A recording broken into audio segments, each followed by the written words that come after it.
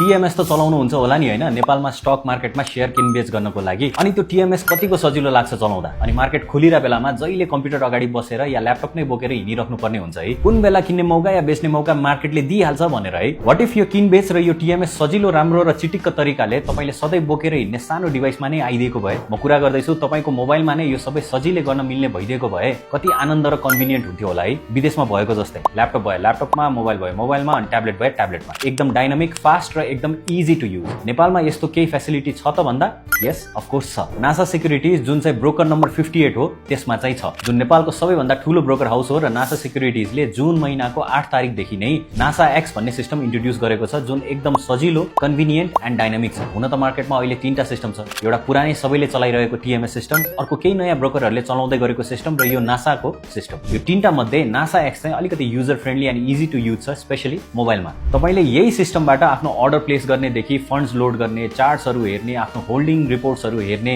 र अन्य धेरै फिचर्सहरू सबै एकै ठाउँमा पाउन सक्नुहुन्छ बेसिकली तपाईलाई चाहिने इन्फर्मेसनदेखि एक्जिक्युसनको सिस्टम नेपालको स्टक मार्केटमा कारोबार गर्नको लागि सबै यही नासा एक्स भित्र नै पाउन सक्नुहुन्छ सिस्टम त आयो अब नयाँ नयाँ स्टक मार्केटको प्रडक्टहरू चाहिँ कहिले आउँछ भनेर हामी सबै होपफुल भएर बसेका नै छौँ तपाईँ चाहिँ कुन चाहिँ सिस्टम चलाउनुहुन्छ र कस्तो लागिरहेको छ अहिलेसम्मको एक्सपिरियन्समा कमेन्टमा चाहिँ लेख्न नबिर्सिनु होला